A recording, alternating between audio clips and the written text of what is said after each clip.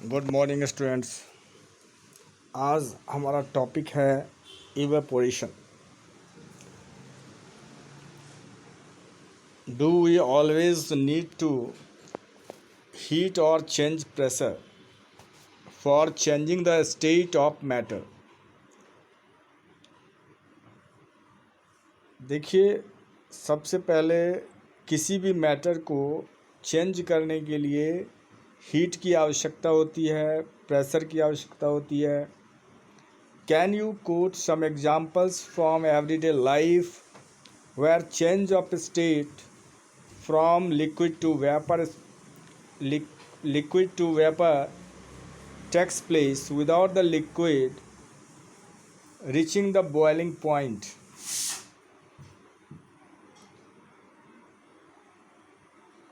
क्या आप कुछ एग्जांपल्स दे सकते हैं एवरीडे लाइफ में जहाँ पर किसी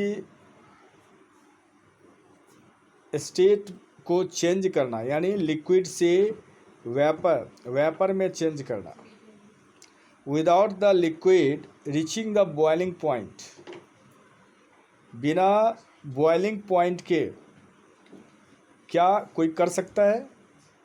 लिक्विड से वेपर बनना अगर हम बॉइलिंग पॉइंट के बिना करना चाहें तो क्या हो सकता है? Water when left uncovered slowly changes into vapour. Water when left uncovered, जब अनकवर्ड हो, स्लोली चेंजेस इनटू वेपर, तो ये धीरे धीरे वेपर में चेंज होता दिखता है। वेट क्लोथ्स ड्राई अप, भीगे हुए कपड़े सूख जाते हैं। What happens to water in the above two examples? What happens? क्या होता है इस दो एग्जाम्पल में? वाटर के इस दो एग्जाम्पल से हमने क्या सीखा?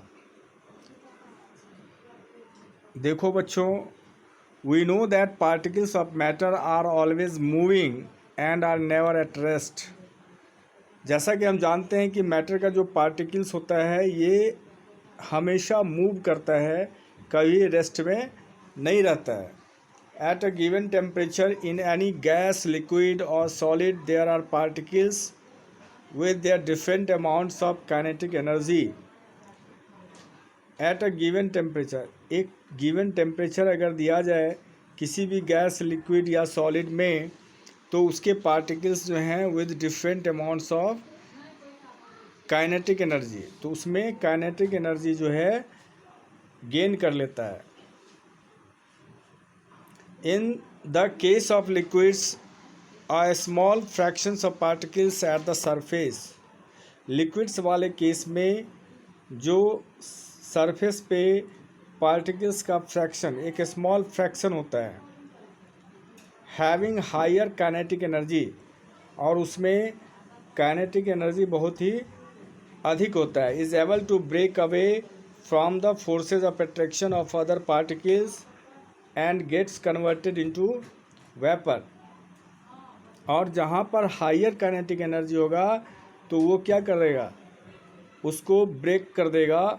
जो फोर्सेज ऑफ अट्रैक्शन पार्टिकल्स के बीच में लगे हुए हैं उसको ब्रेक कर देगा and gets converted into vapour, और वो वेपर में कन्वर्ट हो जाएगा। This phenomenon of change of liquid into vapors at any temperature below its boiling point is called evaporation. अब देखिए, ये जो phenomenon है लिक्विड्स को चेंज करता है इनटू वेपर में, किसी भी at any temperature, किसी भी टेम्परेचर पे below its boiling point is called evaporation, यानी उसके बॉइलिंग पॉइंट से नीचे कोई भी किसी भी टेम्परेचर पे वो वेपर्स में कन्वर्ट कर देता है, इज़ कॉल्ड इवोपोरेशन, उसे इवोपोरेशन कहते हैं।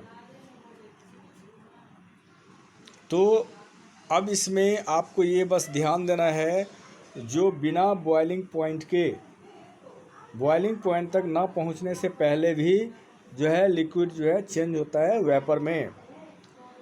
इसको आप एज एक्सपेरिमेंट जो है देख सकते हैं जैसे मान लो किसी पानी को बॉयल करते हैं, उस कंडीशन में आप देखेंगे ठीक से बॉयल भी नहीं हो रहा है बट इवेपोरेट हो रहा है, यानी उससे भाप जो है निकल रहे हैं।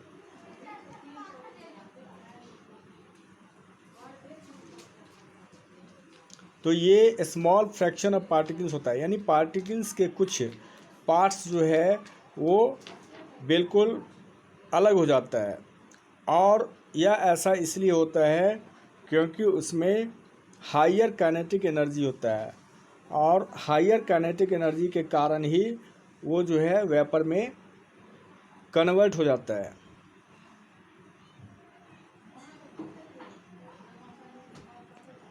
अब देखिए बच्चों, इसके लिए फैक्टर्स अफेक्टिंग इवेपोरेशन, अब इसे हम लोग सेकेंड वीडियो में बनाएंगे, सेकेंड वीडियो में इसे बताएंगे, ठीक है। फैक्टर्स अफेक्टिंग इवेपोरेशन, यानी कौन सा फैक्टर काम करता है इवेपोरेशन के लिए।